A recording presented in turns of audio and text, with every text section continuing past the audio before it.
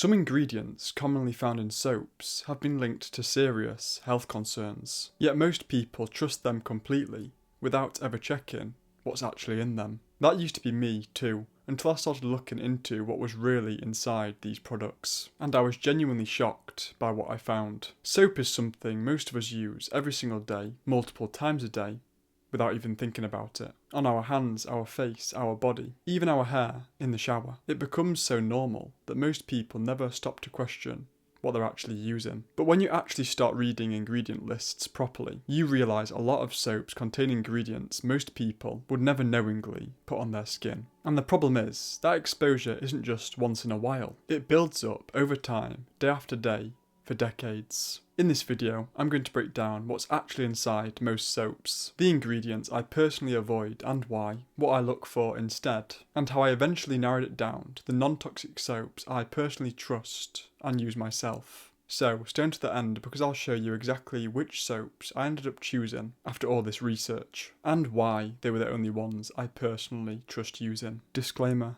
Nothing in this video is a health claim and this is not medical advice, this is for informational purposes only. Also, everyone's skin is different, so always check ingredients for your own allergies and sensitivities. The problem with most soaps. I have quite sensitive skin, so I tend to notice quite quickly when something doesn't agree with me. For me, that showed up as dry hands, cracking skin, rashes, and an itchy scalp at different points over time. At first, I just thought that was normal. I thought maybe that was just how my skin was. But the real shift for me happened when I first read a book called Never Be Sick Again. I'll link it in the description, as it's a book that in my opinion, everyone should be given at birth. Anyway, that book opened my eyes to how many everyday products can contain toxic ingredients that most people never really think about, and it pushed me to start looking into this a lot deeper myself. From there, I went into my own research properly. I started going through ingredient lists, looking at products I was already using, and checking what each ingredient actually was. And what I found was that all the products I was using did not match the standard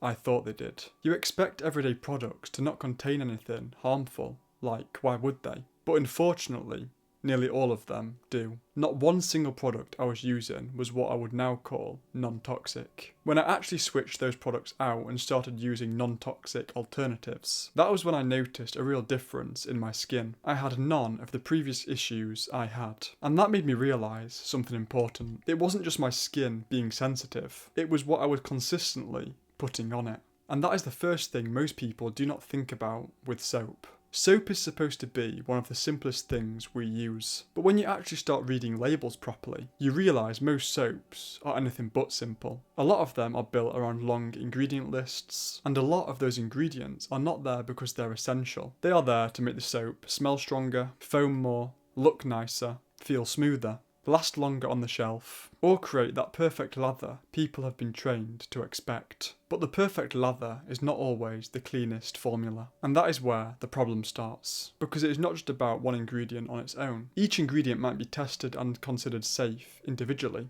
but a product is never just one ingredient. It is a full formula made up of multiple ingredients in one container. And what most people don't realise is that when you use something like soap, you are exposing your skin to that full combination every day, over and over again. So the real question is not just, is this ingredient safe on its own, but what am I actually exposing myself to in the final product as a whole? And once you start breaking these products down properly, you realise something. A product can look harmless on the outside, but once you look at the ingredient list, you start finding fragrance, sulfates, harsh suffocants, preservatives, artificial colours, and other additives that most people would never knowingly choose if they saw them clearly and understood what they actually are. That is why I stopped trusting the packaging and started reading the ingredient lists properly. And to be honest, once I did that, I realised most products are designed to be as cheap as possible to make, while still feeling good in the moment, even if that comes at the expense of a cleaner long-term standard. Some of the ingredients I personally look out for now are things like fragrance, parfum, sodium lauryl sulfate,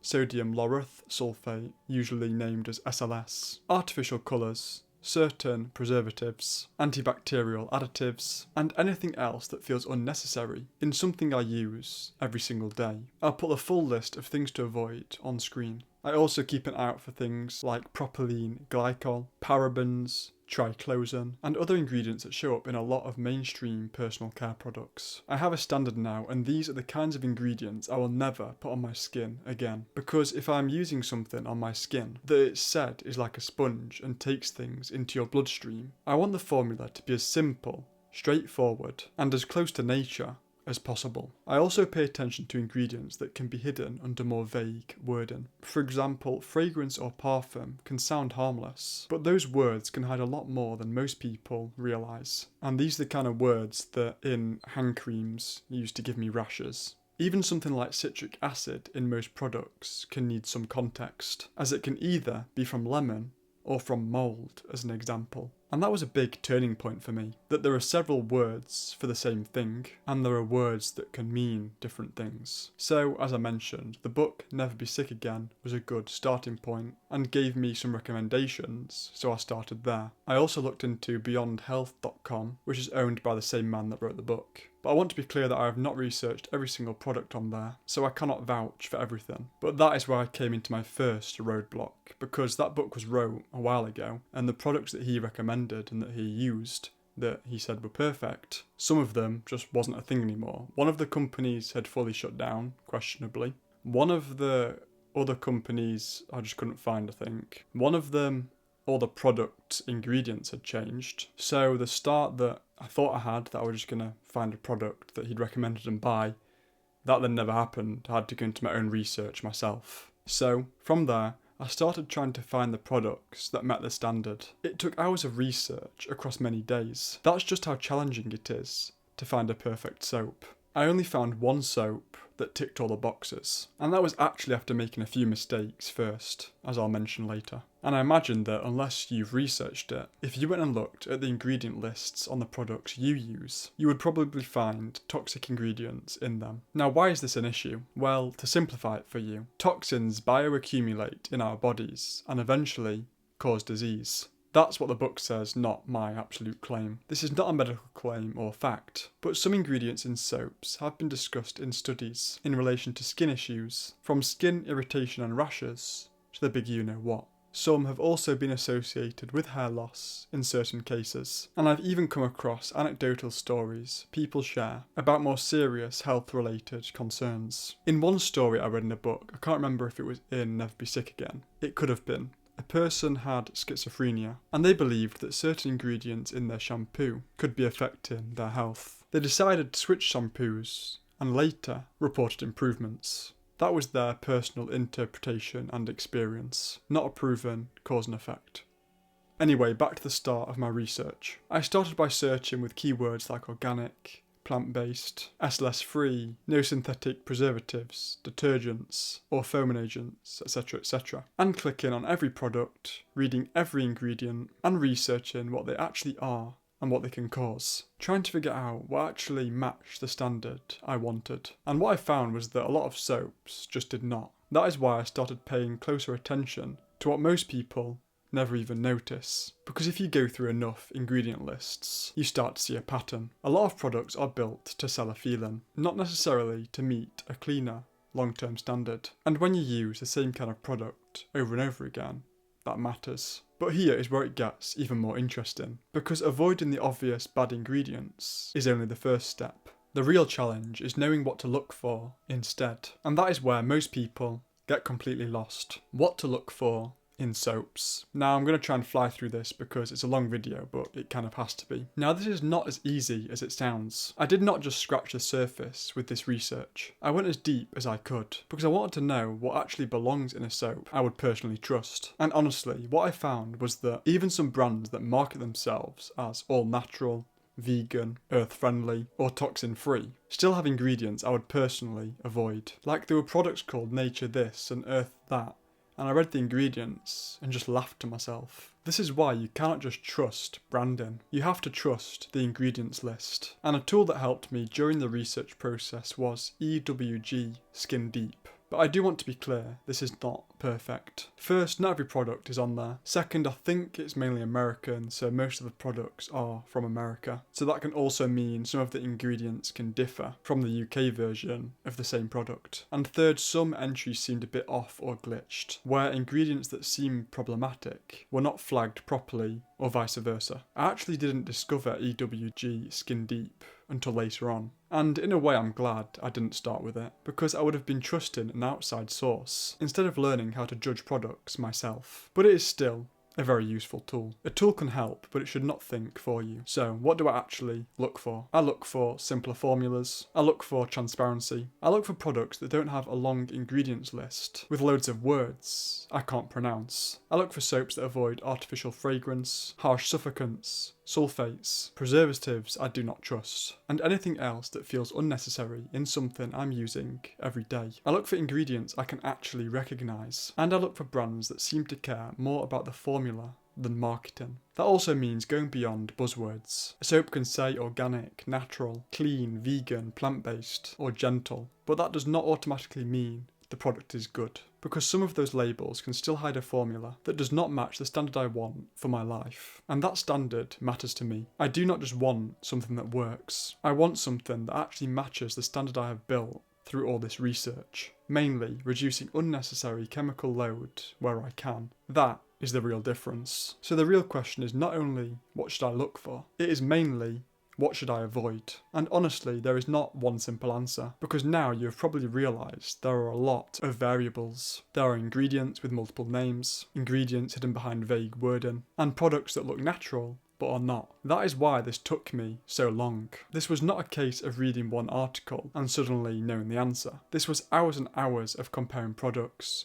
researching ingredients, checking labels, removing products, finding replacements, and repeating the process again and again. And after all this, I still didn't get it perfect with the first thing I bought. It was far better than what I was using before research, but it still had some of the main toxic ingredients in it I wanted to avoid. So yes, you absolutely can do your own research and build your own standards. But after doing all of that myself, I eventually found the products that fit what I was personally looking for. And that leads us perfectly into the next part, because after all of that research, a few products consistently stood out above everything else, and these are the ones I personally ended up trusting and using myself. The best non-toxic soaps I found. After all of the research, the soaps I chose and use today are from a brand called Dr. Bronner's. First, Dr. Bronner's 18-in-1 Pure Castile Liquid Soap. It is the best non-toxic liquid soap I have found. The scent options are all good, but if I had to pick one I would avoid ingredients wise, it would be the eucalyptus version. Besides that, it's about 90% organic, vegan,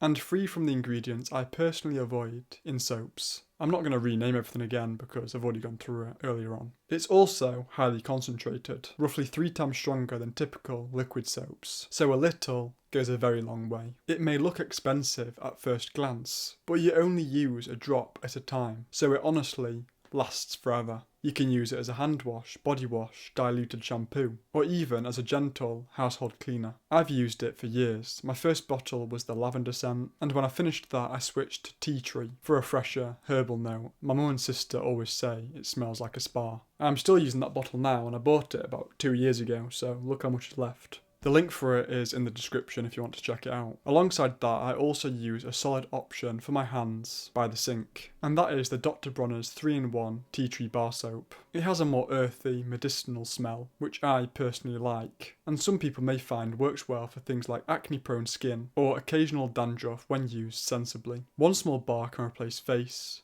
body, and hair products, which makes it simple, low waste, great for travel, and easy to keep minimal. And that is why these are the soaps I personally trust and use. Again, if you want to check either of those out, the links are in the description. So to wrap this up, soap is one of those things most people never really think about. But once you start reading ingredient lists properly, you start to realise a lot of soaps contain ingredients most people would avoid if they actually knew what they were, and that finding a genuinely good product is often harder than finding a bad one. For me, it ultimately came down to keeping things simple. Simple formulas, natural ingredients, and reducing unnecessary chemical load where I can. After all my research, those are the soaps I personally ended up trusting and using. But I'm curious, have you ever actually checked the ingredients in the soap you use every day? Let me know in the comments. If you learned something new, please like and subscribe to keep learning. If you know anyone that's interested in this kind of content, please share this to them as it really helps me out. If you're trying to improve your health, you will like the videos in the playlist on screen now. Thank you for watching and see you in the next one, and remember,